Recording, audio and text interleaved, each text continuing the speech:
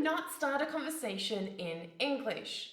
You probably already know how to start a conversation using phrases, hey, how's it going, how are things? But have you ever thought about the next questions you're asking to start a conversation with someone new in English? There are some topics some English speakers would rather not talk about when speaking with someone new in English. In this video lesson, we're going to go through 6 topics. 6 topics you should avoid when starting conversations in English. Now, these topics we'll be going through in this video lesson, I've been asked by non-native English speakers. I've even been asked these questions when speaking my second language. Due to cultural differences, talking about these 6 topics when you're meeting somebody new in English is a little strange. Usually I don't feel comfortable talking about these 6 topics with somebody new, and I have also asked friends and colleagues from the UK, from the US, from Australia, if it's also strange for them to talk about these topics when meeting somebody new in English. They have told me that it is also a little bit strange. There is a lot of cultural differences. For this reason, I thought I'd share these 6 topics with you today. Now, before we go through these 6 topics, make sure to hit that like button. Also, subscribe to my YouTube channel and turn on notifications so that you get the next lesson that I post here. And also, as always, I've left you a question to answer in the comments below this video. Read the question, answer the question in the comments below this video, and join our learning community here on my YouTube channel. Now, the topic money is always a sensitive topic.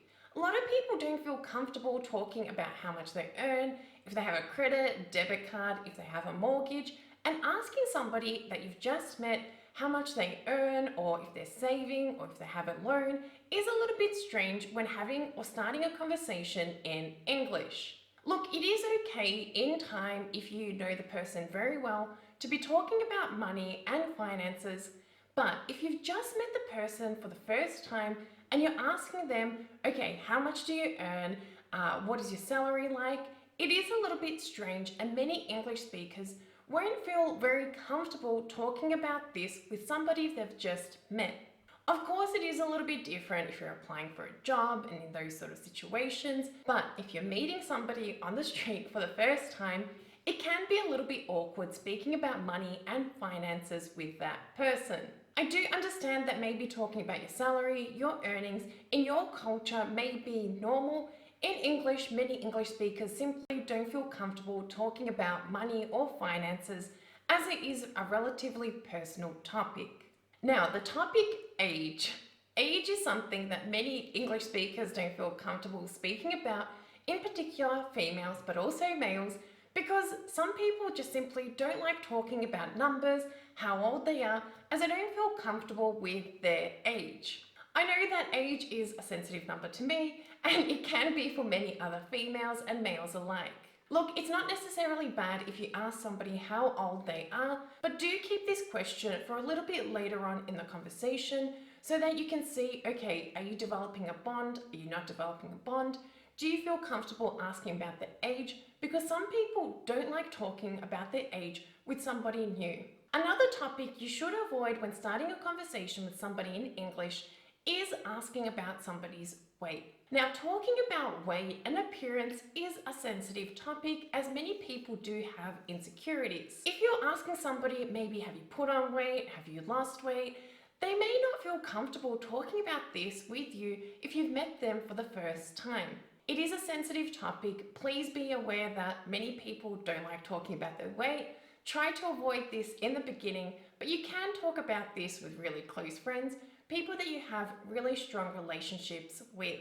Like age and weight, another personal question you could avoid asking somebody you've just met is anything to do with sex. Now, when I say sex, I'm talking about maybe their sexual orientation, if they're homosexual, heterosexual, if they're bisexual, whatever orientation they are, if they're married, if they're single, if they're divorced, because a lot of English speakers simply don't feel comfortable talking about their sexual relationships with somebody new. Now, of course, there are exceptions. Some people have no problem talking about the fact whether they're married, if they're single, if they're seeing somebody, if they're engaged, but it can be a sensitive topic especially if somebody has recently gotten divorced, if they're a widow, if they're single. For this reason, many English speakers try to avoid these questions when starting a conversation with somebody new in English. If you notice that the person that you're speaking to brings up the fact that maybe they've recently gotten divorced, or maybe that their partner passed away, maybe they're single, it's fine to talk about this. But what I'm saying here is try not to bring up this conversation, these questions, if you don't really know the person and you know that you don't really have a strong bond. The next topic I like to avoid quite often when starting a conversation with somebody new is religion. Look, religion is really a sensitive topic. Maybe in your culture it's okay to ask somebody if they're Christian, Muslim, if they're Buddhist, whatever religion they are, but in English it is quite a personal question to be asking somebody new. Now, even though I am religious, I try to avoid talking about religion as it is a personal matter and a personal choice. And I'm sure many English speakers may be watching. If you are watching, let me know your opinion in the comments below this video. It is a personal choice, and I don't really feel comfortable talking about religion with somebody I've just met in English.